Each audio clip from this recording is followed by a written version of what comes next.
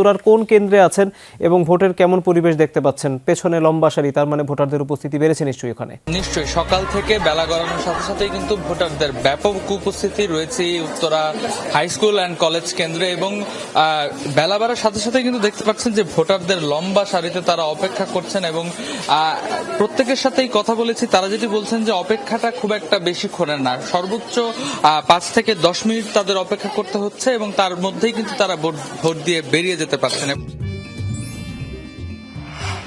আমা authentic Brazilian coffee.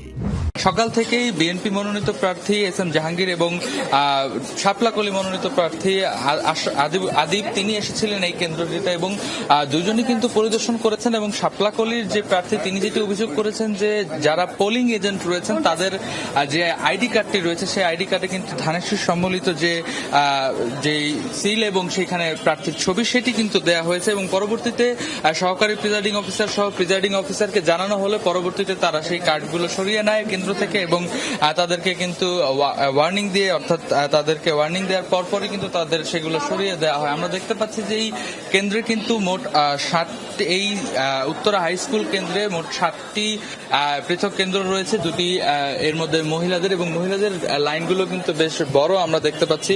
কয়েকজনের সাথে একটু কথা বলতে চাই। কতক্ষণ ধরে আপনারা আসলে লাইনে অপেক্ষা করছেন, যদি একটু বলতেন কতক্ষণ ধরে অপেক্ষা করছেন?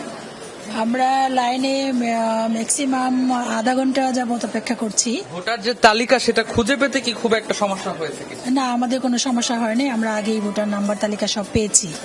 যেমনটা বলছিলাম যে খুব একটা সময় কিন্তু অপেক্ষা করতে হচ্ছে না, যদিও লাইনটি দীর্ঘ হচ্ছে সময় যত বাড়ছে, কিন্তু ভোটারদের খুব একটা অপেক্ষা করতে হচ্ছে না। পাশাপাশি আমরা দেখতে পেয়েছি বেশ কয়েকটি কক্ষ ঘুরে যে কয়েকজন পোলিং এজেন্ট যারা রয়েছেন, পোলিং এজেন্টদের কয়েকজনকে, স্বতন্ত্র প্রার্থী বেশিরভাগ তারা উপস্থিত নেই।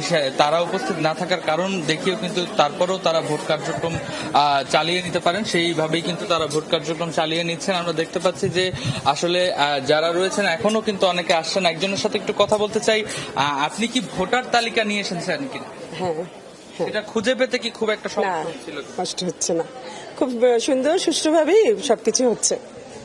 যেমনটা শুনছিলাম যে সকাল থেকে আমাদের যদিও বেশ কয়েকজন অভিযোগ করেছিলেন যে অনলাইনের যে ভোটার তালিকা সেটার সাথে আসলে অফলাইনের যে ভোটার তালিকা সেটা অনেকের পার্থক্য ছিল, কয়েকজন খুঁজে পাচ্ছিলেন না তারা আসলে পরবর্তীতে প্রিজাইডিং অফিসারের সাথে কথা বলে সেগুলো পরবর্তীতে খুঁজে পেয়েছেন। যেহেতু অনেক বড় একটি কেন্দ্র, এই কেন্দ্রেই ভোটার অনেক বেশি, সুতরাং এই কেন্দ্রে প্রতিটি ফ্লোরেই কিন্তু প্রতিটি কক্ষেই ভোট প্রদান চলছে, এবং আমরা দেখতে পাচ্ছি যে